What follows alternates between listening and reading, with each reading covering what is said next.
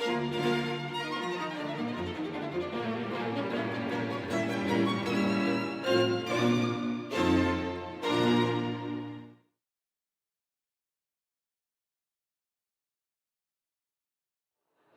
evening and welcome back to the Stellenbosch International Chamber Music Festival, coming to you live once again from outside the Endler Hall here in Stellenbosch, where we find ourselves already on day 5 of this year's festival.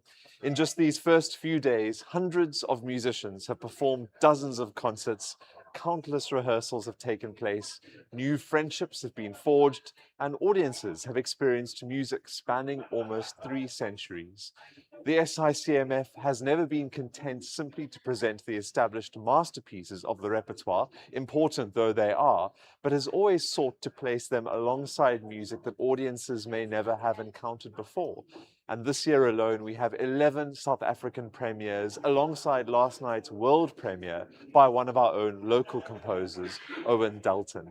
This spirit of discovery has already characterized the first few evenings of this festival. We've traveled from Philip Glass's hypnotic sound world to Fazil Sai's musical depiction of a space jump, from Bartok's revolutionary percussion writing to last night's world premiere, A Tough Tale.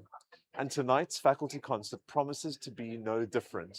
But let's begin by returning to the opening of last night's evening concert, the sensual and dreamlike atmosphere of John Corigliano's Voyage.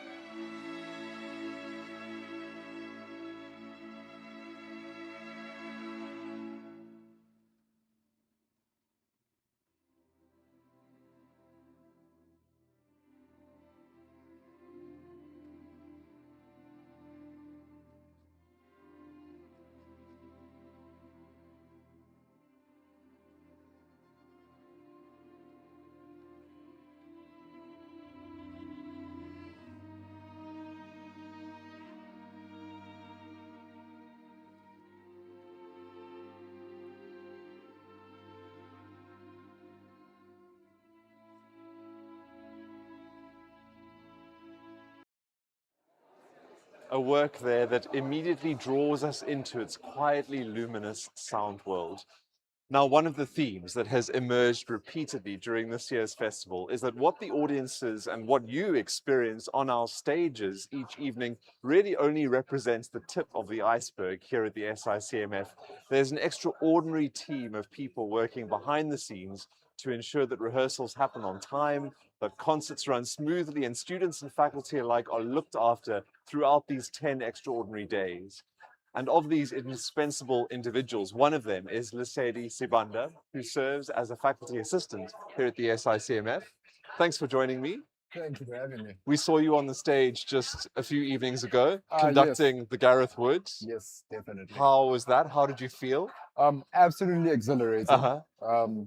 I think something that people don't realize is it's a bit tough to conduct chamber works, and I was lucky enough to work with such phenomenal musicians. I mean, people like Pepe, Mark Hampson, Marco Silva, and especially some South African musicians like Lekona, for example. So working with those people made it super easy, super fun, super energetic. Was it intimidating though?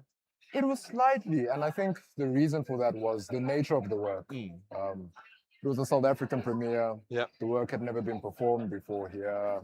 So studying it was sort of new to me. The instrumentation for 10 brass players. Indeed. Not symphony orchestra or string orchestra. A fantastic concert opener, Yeah. very sort of fanfare-ish. Rhythmically challenging because there were these sort of Definitely. Spanish dance inflections. Definitely, yeah. Are you quite a rhythmic person? No, well, not in public. Okay. So when I'm studying, I Good did have answer. to, yeah, Yeah. definitely. Yeah. But was it quite easy then to get that work kind of under your skin? How far in advance, out of interest, did you start studying that piece? So the idea is to start studying as soon as possible. So immediately, as soon as Nina had asked me, do you want to conduct this? I begin. Yeah. You begin with your harmonic analysis, your phrasing, and so on. See what's and going on in the all score. of that studying, learning about the composer. Right.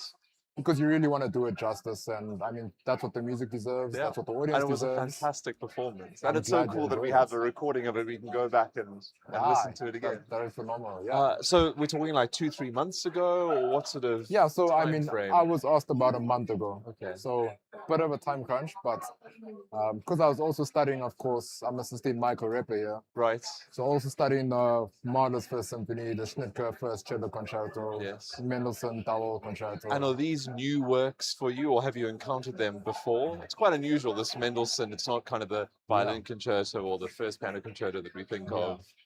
And Schnittke, gosh, and to have David Cohen playing that is going to be such a treat. It's going to be so amazing. The Mendelssohn's new to me, so is the Schnittke and the Ortiz, of course. But Mahler was sort of my introduction into symphonic music. So I hadn't studied it, but I'd listened to it. I know the songs that come from his Songs of a Wayfarer. Yep.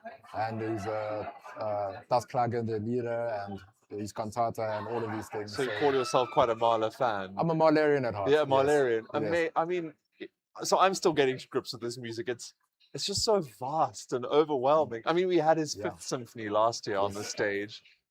Actually played a couple of days ago. The clip, that the Adagiette, that beautiful slow movement, the strings and harp. It's fantastic. Yeah. I mean, I always say to people, it's pub music because he actually lived on top of his father's pub. Okay. So the song, what he heard, if you actually go to the city in now what's Czech Republic, if you go to the city you grew up in, these are folk songs. These are songs that can still be played today by the local musicians. Very interestingly, the third movement, he begins with a bass solo. And he might have heard this being played, Jacques, on a bass fiddle. And then he put it for contrabass extremely high. But I mean, it's beautiful. It's got all of these folk elements. It's really great. Yeah. When you mention assisting Mike Reppe, our faculty conductor, what does that involve? Bringing him coffee, photocopying his... Yeah. I mean, I try to get him water every now and then. Right. So because he seems like quite a... I mean, he's very focused. Like he knows what he wants. Very nice guy and easy to talk to. But he's had an extremely successful career, and that only comes with a very clear work ethic and expectation. Absolutely. Yeah.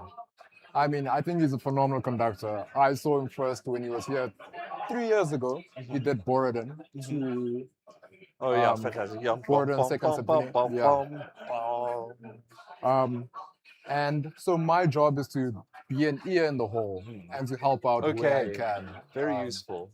So to listen out for things like balance, and you can't always fix everything. So to help, maybe I can do this, maybe I can do that. But also because it's a young group, taking sectionals with them, helping them Okay. out after rehearsal hours, and going up to them maybe during rehearsal. He's very comfortable with me walking up and just Okay. saying, By the way, this is what you've noticed yeah, or heard perhaps in I've noticed. Then I go up to maybe a principal of a section and I say, just tell your section to breathe together and you need to lead. And that's sort of my job here for 3 hours Fantastic. every Well, morning. we'll be listening out for your handiwork, so to speak, when we Yeah.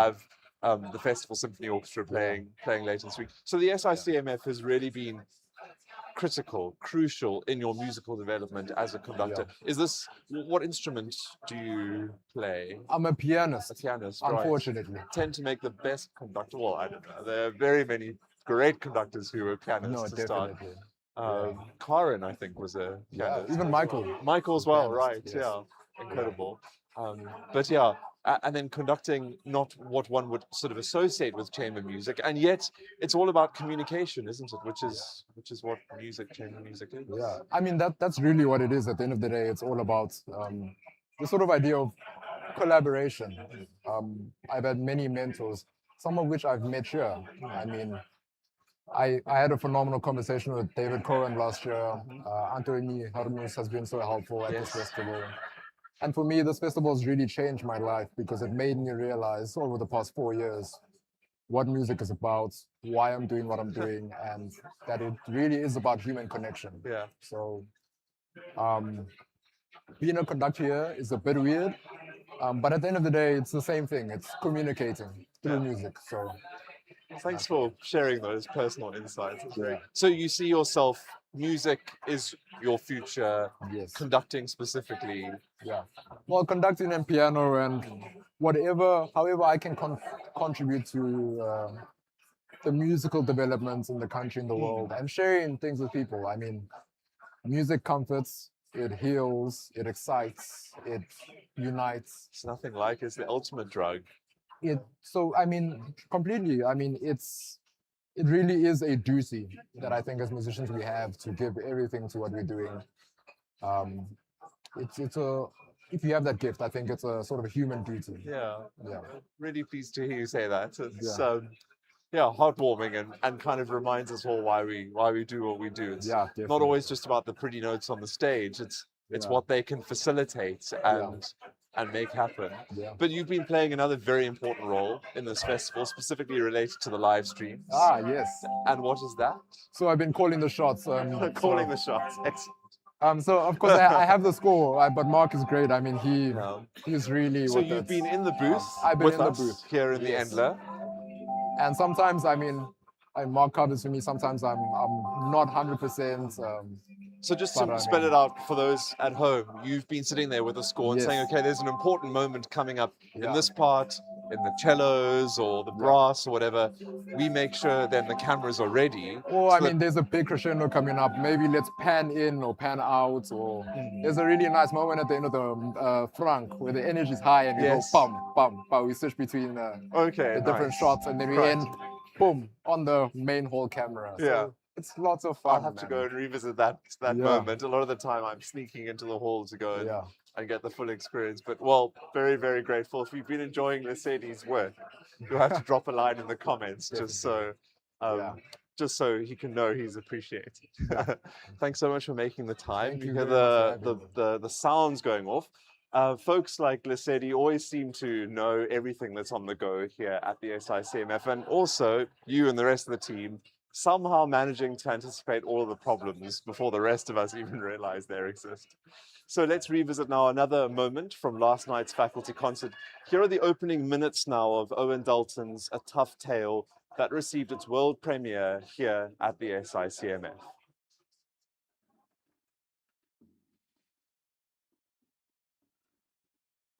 Waiting,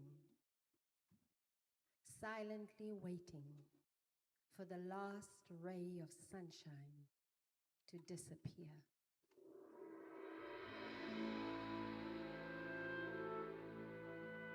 To curl up in the comfort of despairing darkness. Waiting impatiently waiting for the ominous clouds to dissipate so I can see the glory of a smiling day. Waiting anxiously, alone, for someone to mend this broken soul.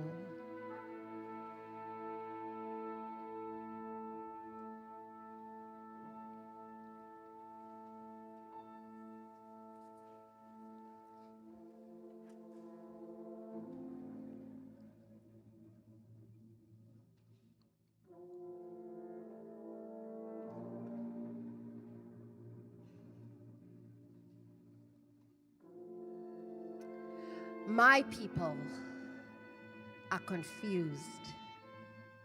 My people are confused. I am confused, and I'm sure I have you confused.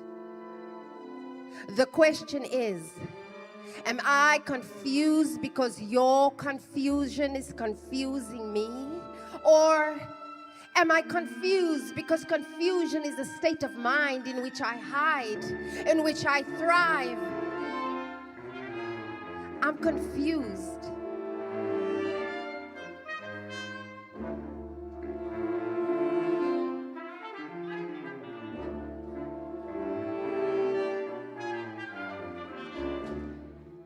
What happens when you take away a people's identity?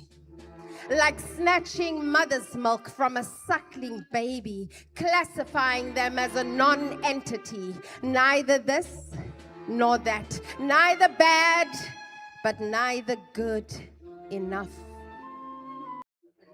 A powerful beginning to a work that has undoubtedly become one of the defining musical moments of this year's SICMF. And tonight's faculty concert is another perfect illustration of the remarkable breadth of this year's programming. And so we begin this evening with another South African premiere, Lucas's Garden, by the American composer Amanda Harburg. Inspired by her young son, the work paints 3 affectionate musical portraits.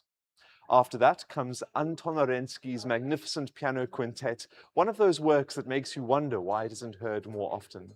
Orensky stood between the generations of Tchaikovsky and Rachmaninoff, and although history has perhaps overlooked him a little, his chamber music possesses an irresistible warmth, lyricism, and generosity. And finally, another South African premiere, Jörg Wittmann's Beethoven Study No. 3. Now, Wittmann is one of today's most fascinating musical figures, a virtuoso clarinetist, conductor, and composer.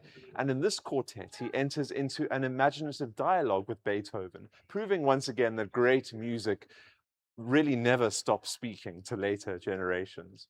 And so before I head inside the Endler, let's return to the ravishing final moments of Owen Dalton's A Tough Tale from Last Night, a musical tapestry imbued with hope.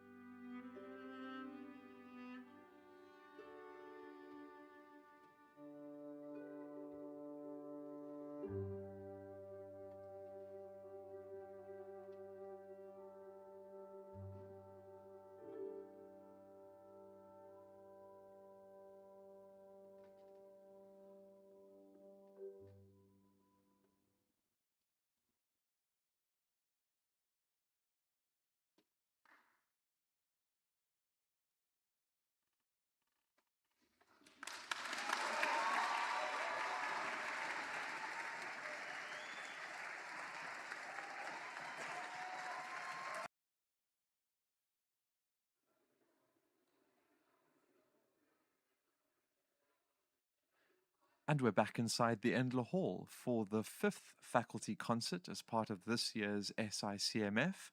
3 works on the program this evening, as you heard a bit earlier: Lucas's Garden by Amanda Harburg, followed by Arensky's Piano Quintet, and finally the Beethoven Study No. 3 by Jörg Wittmann in the second half this evening. Perhaps just a few words to set the scene for this first work by Amanda Harburg. So she was born in 1973. She's a contemporary American composer, and her works have been received with a particular praise, especially her piccolo concerto. John Corigliano, whom we heard last night, is a particular fan of that work.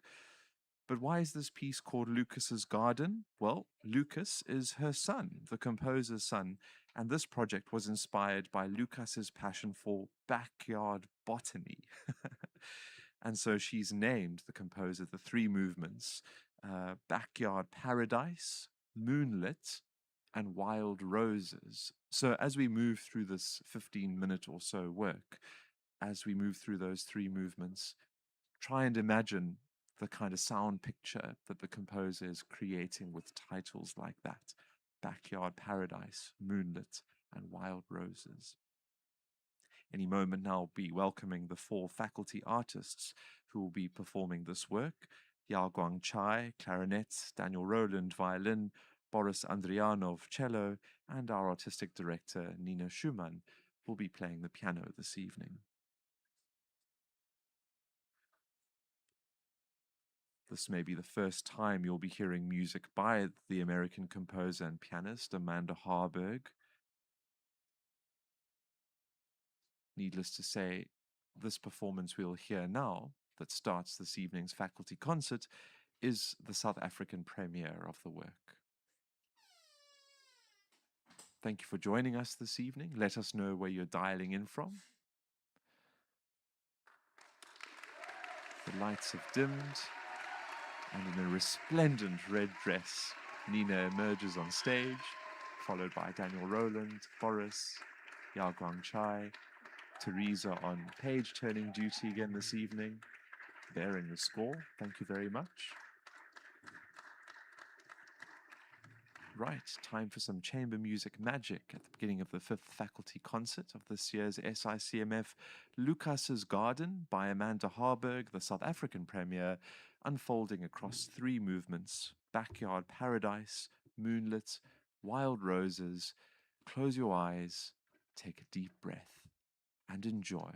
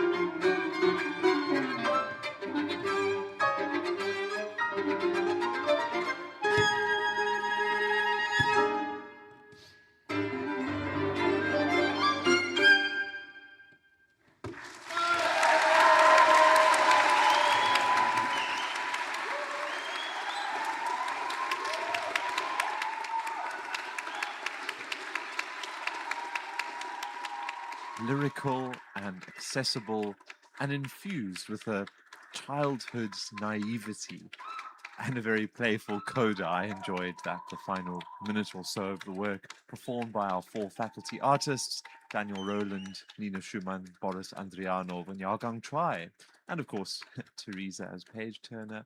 That was Lucas's Garden by Amanda Harburg, the contemporary American composer, a South African premiere, the Endler Hall on its feet here, and welcoming back the musicians now. And you may have noticed the names of those three movements in the order we heard them: Backyard Paradise, Moonlit, and Wild Roses. And the composer notes, while the names of the movements reflect Lucas's interest, that's her son's interest in growing plants, the work also tells the story about the inner life of my family. So you can read into that what you will. Very autobiographical writing, like much music, I suppose, influenced by one's own experiences. But what a lovely start, warm and lush, to this evening's concert on this cold winter's night in Stellenbosch in the Western Cape in South Africa. And we ready ourselves then for the next work on the program, which is by the Russian composer Anton Arensky. He lived from 1861 to 1906. He died from TB at the age of only 44. But his music has enjoyed a revival in recent years. He sort of occupies the middle ground between the two dominant styles of late 19th century Russian music. So, on the one hand, you have the Russian nationalists, who are exemplified by the Five, or the Mighty Handful, as they're called, because we have 5 fingers: Cesar Cui, Balakirev, Mussorgsky, Rimsky-Korsakov, and Borodin. And they blended folk and nationalist themes with colorful orchestration in a very Russian style. And then on the other end of that spectrum, we have the internationalists, such as Tchaikovsky and Sergei Taneyev, whom we often hear at this festival, and Rubinstein, who are more attuned to the mainstream romantic style dominant in Western Europe. Yes, some spontaneous applause for our stage managers. Very important role. We heard earlier about the value of the faculty assistants here at this year's SICMF. And yes, indeed, getting the stands and the seats and the tablets in the right place for the right pieces is no small feat. Anyway, back to Arensky. So Arensky studied, piano solo, courtesy of Henny. Very nice. That's the late night jazz that we may need after the Vidman later. So Arensky studied with Rimsky-Korsakov in St. Petersburg and then went on to study with Tchaikovsky and Rubinstein. So he really kind of straddled these two worlds and styles. Much of the material in this piano quintet, Opus 51, that we're going to hear now, that was written in 1900, so 126 years ago, exemplifies this. It shows the influence of composers like Mozart and Beethoven, but captures the delicacy and lyricism of Mendelssohn. Welcome to Siwoo Kim and Miriam Helms-Orlean, violinists, who will be my guests. Miriam will in the interval. Zandi van Dijk, viola, Peter Martens cello, and Peter Grobler piano. This work unfolds across 4 movements now: Allegro, Variations, Scherzo, and Finale. And so here then, the piano quintet, Opus 51, by Anton Arensky, coming to you live from this year's Stellenbosch International Chamber Music Festival in the Endler Hall.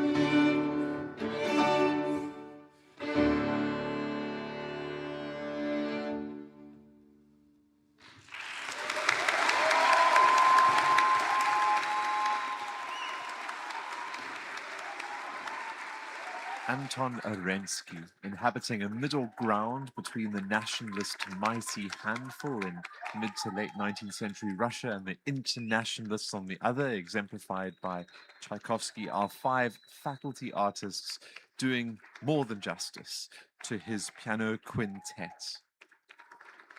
Siwoo Kim and Peter Grobler, Peter Martens, Zandi van Dijk, Miriam Orlean. Very nice to hear that work. In fact, I was so looking forward to hearing it this evening because I'm a bit of an Arensky fan. I even listened to it in the car on the way here. And gosh, one's also just reminded then of how much better it is to hear this kind of music live.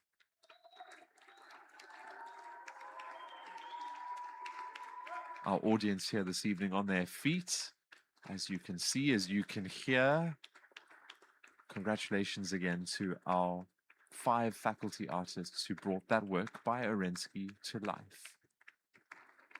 And so that takes us to the interval this evening in this live broadcast of the 5th faculty concert of this year's SICMF. Now, my guest is going to be Miriam, who is just playing second violin in that piece. And I'm looking forward to chatting to her about the work, about her time here in South Africa in Stellenbosch, but also what it must be like to be immersed in the sound as she was. You saw how she had sort of the best seat in the house there between the first violin and the cello and the piano behind her. So let's find out all of that and more with me and Miriam in just a few minutes.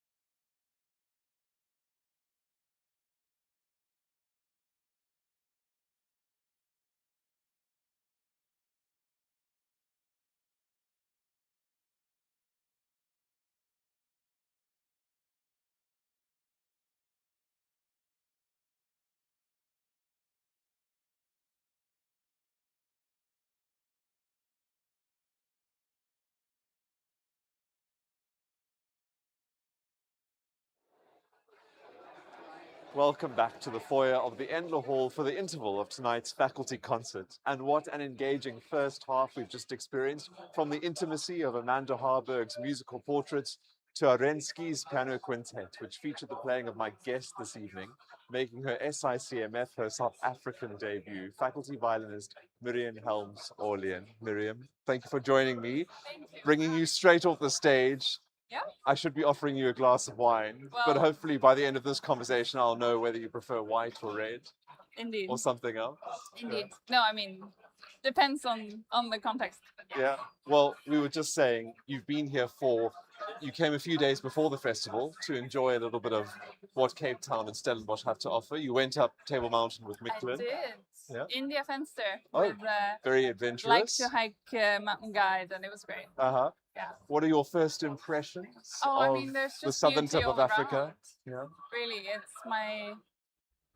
like you said, my first time here, and I've heard so much about it. And my brother has been, and my father has been, and finally it was my turn, and I'm really enjoying it. And you've been very lucky with the weather because it is the middle of winter and it's been cold, but they've been some beautiful days. I mean, yes, it's been absolutely gorgeous. Like we saw the sunset from up at Table Mountain, and it was incredible. Well, you were born in Norway, you're Norwegian, so you're used to very cold I am used to a lot winters. colder. A lot is colder, what I'm used to. indeed. Right now it's very warm because it's summer, but in winter, yes, it's a different world. Well, we have Micklin to thank, I think, for bringing you to this festival. He mentioned last night in our chats that he had petitioned the artistic director, Nina, to invite you this year. Sure, I think she asked him for recommendations. Yeah. And he very kindly suggested me. And when you received that invitation, was it a kind of a no-brainer, or did you have to think about it? Did you have to look online, see what you were getting yourself into? It wasn't a spam message. No, I mean, luckily, Micklin warned me first, Yes. and then so I don't think even for a second. I just had to check that I was free, which Yes. luckily I was. Yeah. And then, yeah, sign me up, absolutely. Just to chat briefly about the Arensky that we've just heard, I was mentioning to you, I'm quite a fan of, he wrote this wonderful set of variations on the theme of Tchaikovsky, and so I've always wanted to hear more of his music, and we don't hear much of his music on the stage. Was this your first time playing that particular quintet? Yes, Okay. it was. He has a very famous piano trio, Hmm. and there's also a strangely put sort of string quartet with two cellos and a violin and Okay. viola, which it's played a lot. Right. This one I've never heard, Mm. which I find one of the coolest things about this festival is that for once I'm playing only pieces I've never played, Wow, gosh. which I don't think has ever happened before. So that's really cool. What have some of the other programming highlights been in this festival so far for you, or what are you looking forward to that's still to come? Well, as a listener, I really love that they're doing so many premieres, both for the country, but also like the Dalton yesterday. Yes, brand new, out of the box. Yeah, with the narrator and all of that. Did you play yesterday? I didn't. Okay. No, so I had the chance to enjoy it. From a distance, yeah, because it's different, isn't it? Hearing it out there, and I mean, you were just playing that Arensky in arguably the best seat on the stage, really cushioned amongst the Absolutely. first violin, the cello, the piano. What's it like being immersed in the sound? But it is also important to take a few steps back. You experience the music very differently depending on, well, obviously, whether or not you're playing it, but where you are positioned when the music's unfolding. It's true.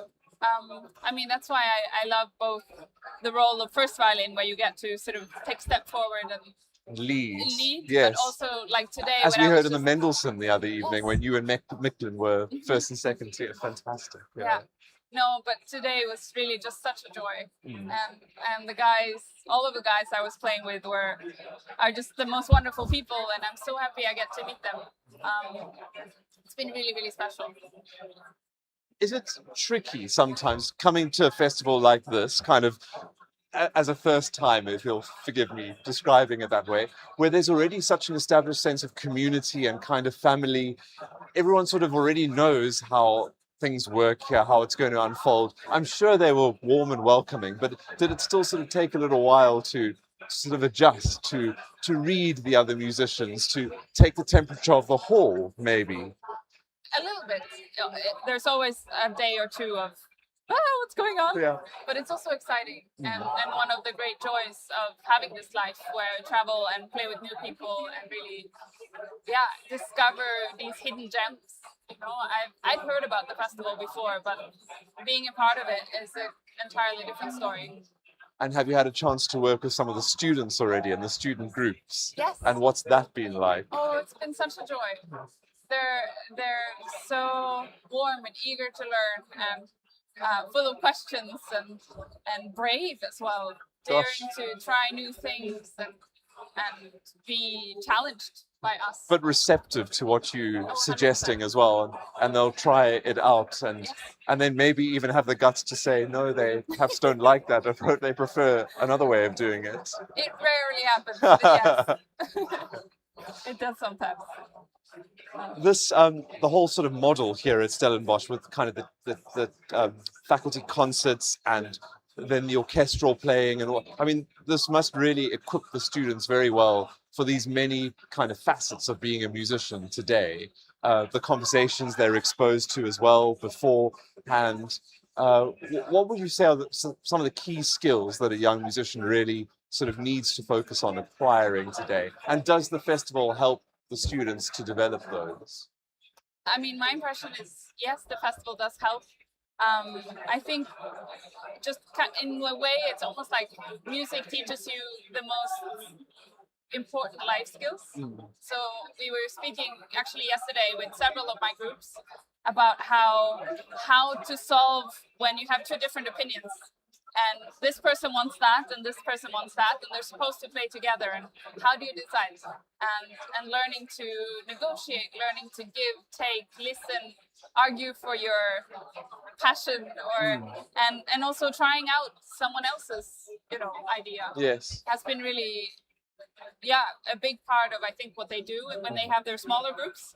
And then in the orchestra, you get to follow the common goal and be a part of a bigger sense of community and shared joy, really. And I think some of the works performed here are so just full of, in a way, life and pain and joy, and it's really, I do think it equips you to deal with whatever life throws at you in a beautiful way. Community, joy, life skills. It's really cool. I mean, those who've been joining us every night will almost think I've probably been priming you with what to say, because everyone's been saying almost the same thing. And it's amazing how these common themes or threads are coming through and are sort of being distilled. For sure. So good to know that we're all on the same page for what we're trying to do.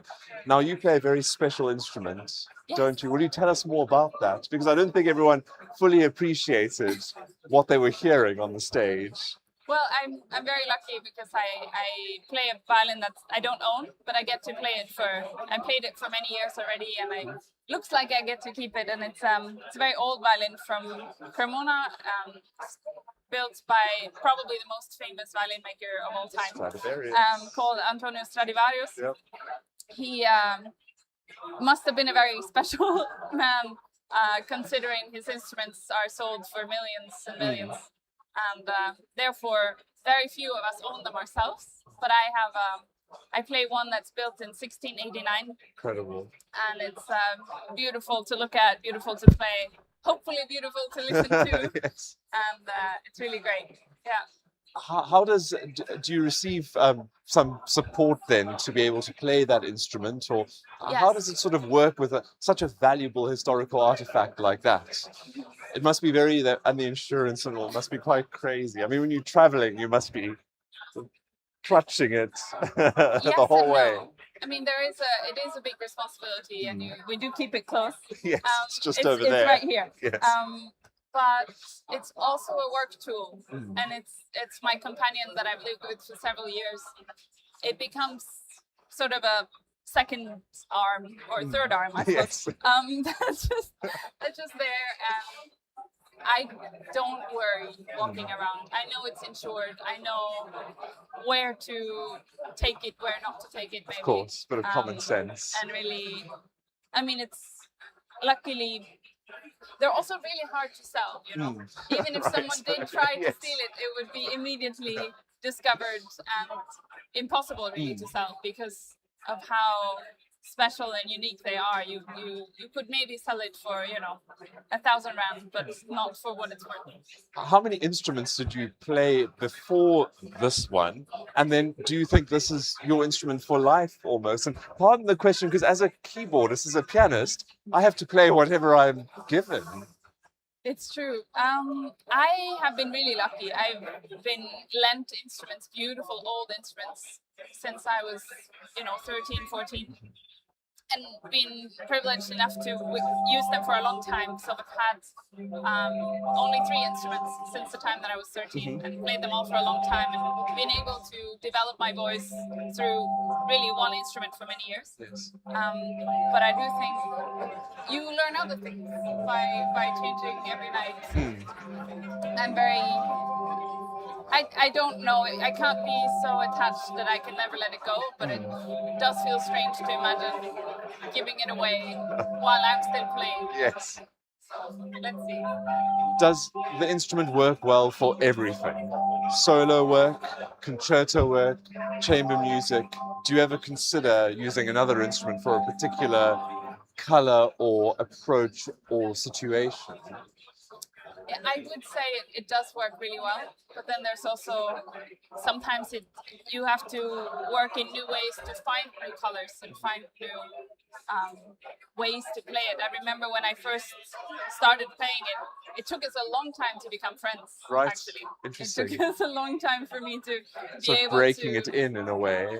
Yes, or I felt like I needed to learn how to play it in a way that I wanted to be played, almost as if it's a person.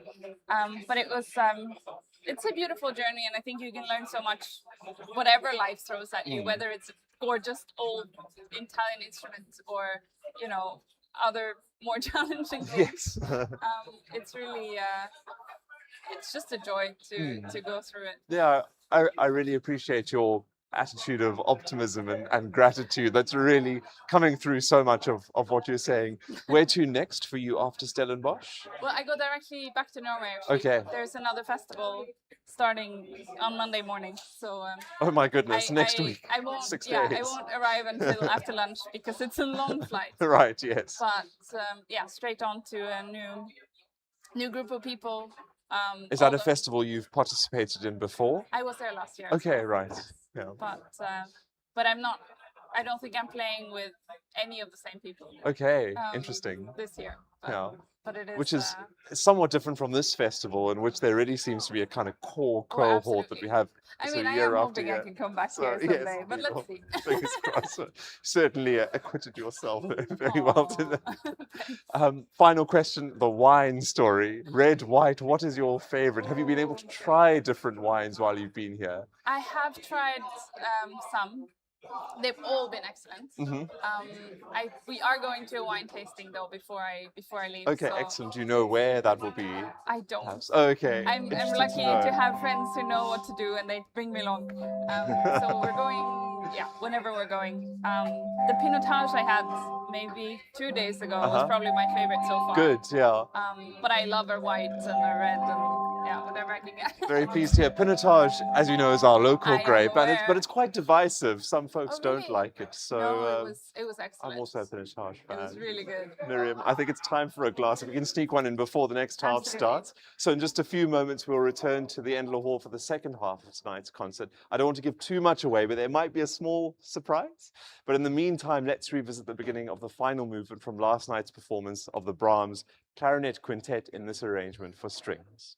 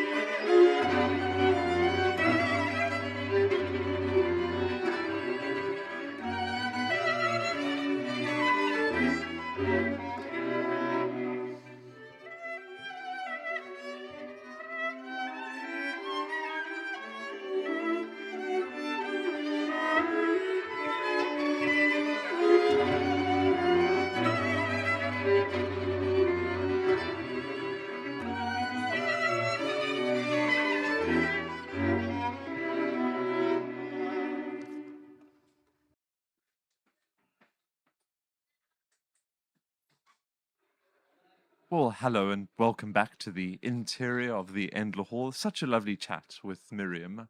Wish I could indulge in that glass of pinotage with her, but perhaps soon. Anyway, we didn't want to waste too much time because, as I hinted a bit earlier, even though, according to the program, we have this piece by Jörg Widmann, something else might just set the scene before that. And so we wait with bated breath. Everyone's settling into their seats here in the Endler. And in a few moments, well, speaking of which, the lights will dim. The lights have dimmed.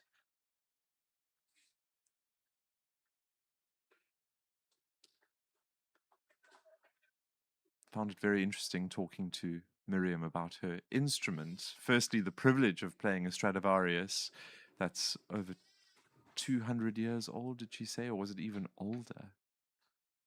And then all the peculiarities as a string player of really getting to know your instrument intimately. Of course, instruments like pianos and trumpets and wind instruments, I'm sure, also vary, but strings in particular really seem to have their own characters and personalities. And here's our faculty percussionist, Siobhan. Good evening, everyone. How many of you guys have been here before, previously? So then you know what's happening next, right? So I'm Siobhan, for those of you that don't know. I'm the percussion faculty here, and I love coming here every year for two reasons. One, the people, the energy, the South African love that we receive here is so great. Two, the crowd, the audience here, some of the most energetic and exciting audiences that I've ever seen in my 25 years of being here. And tonight will be no different. Every year, this is my 5th year here now, and what we have done, we have randomly selected and chosen a few of our faculty to come out and learn a percussion piece. Something that we've learned and taught for them. They're very excited. We want to make sure that we give them all the love and support that you've given us every week, every day for this entire week. I'm really happy to do this again for another year. We're going to keep this moving every year. So without further ado, I want to introduce the Stellenbosch International Chamber Music Festival faculty percussion ensemble.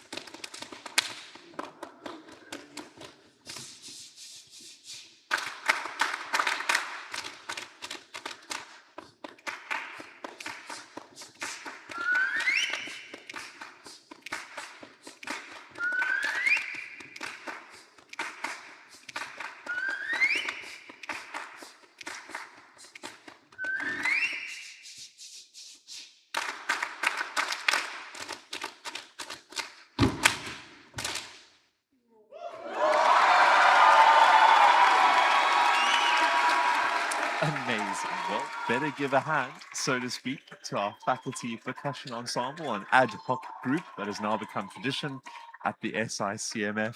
Congratulations to them all. And just goes to show, we were speaking of expensive violins earlier, but who needs instruments? Body, floor, hands, create enough interest and variety in timbre, you can create a whole complex composition out of just the sounds one can make with oneself. Ah, bravo to them all for being such good sports and good game when it comes to musical experimentation and curiosity. Micklin is back.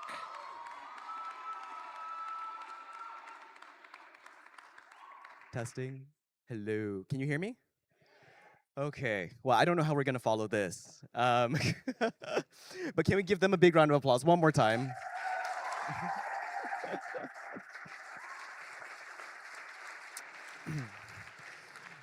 So, this next piece is also a lot of counting. It's by an incredible composer and also clarinetist by the name of Jörg Widmann. And he created this piece as part of his cycle. So right now we're going to be playing the 8th string quartet, but there are 6, from number 6 to number 8. So you would think if being Asian I'd be able to count. From 6 to 10, those are his Beethoven studies. And so in this piece here, I want that chair. It's okay. In this piece here, you're going to be hearing quotes from 2 different Beethoven string quartets. So you have Opus 130, and then you have the Grosse Fuge. 2 incredibly difficult string quartets. There's 3 movements of this quartet, but Widmann does something incredibly beautiful.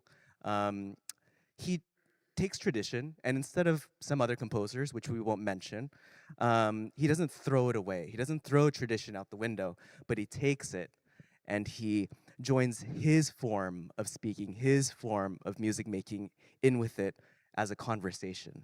So he takes these little things, just like Beethoven did, takes these things out of the air, these little quotes, and then expands on them. But he does it in this way that's very manic and very kind of crazy, and we all try to just stay together. But yeah, in this last movement, he says at the end that it's just supposed to go out of control. And anyways, we're gonna have fun, and we're also gonna go out of control. But thank you very much for being here, and it's so nice to meet all of you and to play with all of you. So see you after this crazy piece. Nicely said, Micklin. Thanks for the introduction. Taken the words right out of my mouth. And yes, this is following on from the crazy success of the Mendelssohn-inspired octet that we heard that Widmann wrote at last year's SICMF. He has indeed become quite a kind of figurehead of contemporary music, and as Micklin mentioned, the way he embraces and reinvents the past rather than discarding it is of particular interest to us here at the festival.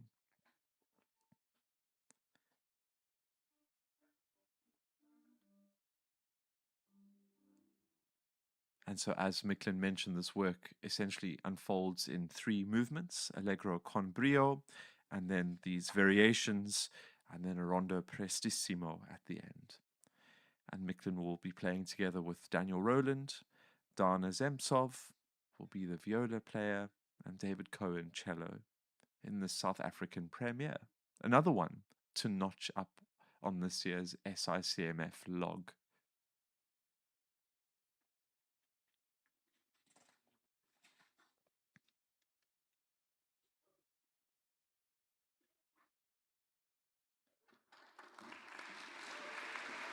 I was going to suggest enjoying the silence while you can. As they famously say, the canvas upon which the music is painted. Applause does a pretty good job as well. Micklin, Daniel, Dana, and David. 3 Ds. I won't substitute Micklin's name with. And so here then is the string quartet number 8, Beethoven Study 3 by Jörg Widmann, which you're hearing live from the Endler Hall in Stellenbosch.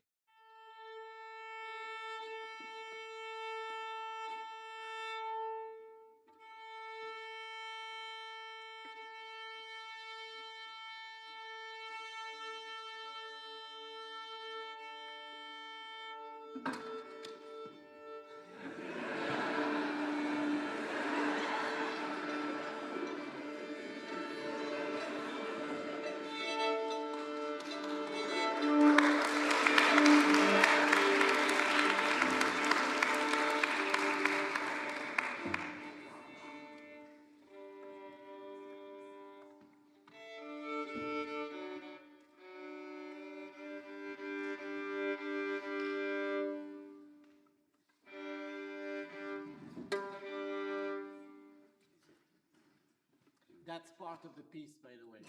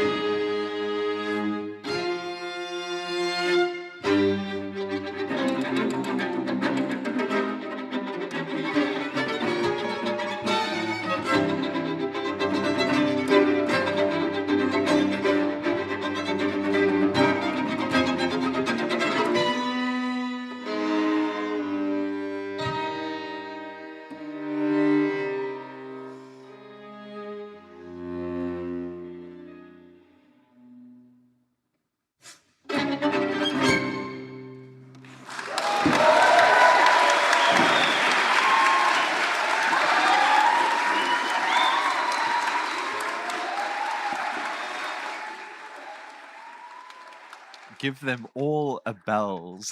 And the composer too, or should I say a Beethoven. Jörg Wittmann, his 8th string quartet, masterly performed there by Miklin Leipang, Daniel Rowland, Dana Zemsov, and David Cohen. What a treat to hear that kind of virtuosity, all those extended techniques, so wacky and weird, but very, very cool. Music of the future in a way, the way it looks to the future and possibility and really like extending instruments to their very edge, but looking back to the past for inspiration. Beethoven's string quartets, Opus 95, Opus 130, serving as inspiration for that 3-movement work by Wittmann, who we know is a favorite of our artistic director here at the SICMF, Nina Schumann. Thank you, Nina, for programming this piece. Gosh, and congrats to those 4 intrepid string players who brought this work to life.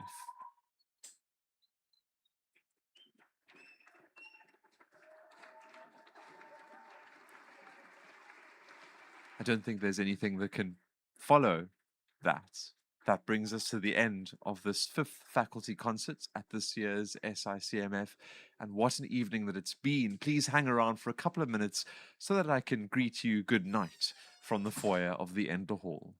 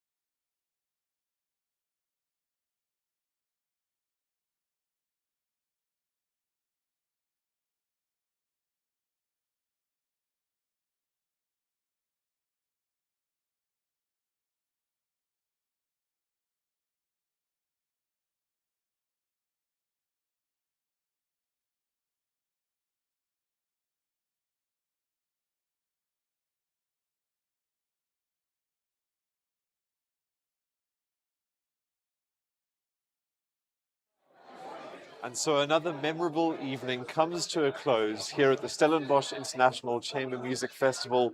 Tonight's program was one of wonderful contrasts, from Amanda Harburg's vivid musical storytelling through the sweeping lyricism of Anton Arensky to the wit and invention there of Jörg Wittmann, with the customary SICMF percussion surprise, providing exactly the sort of unexpected delight we've come to anticipate every year.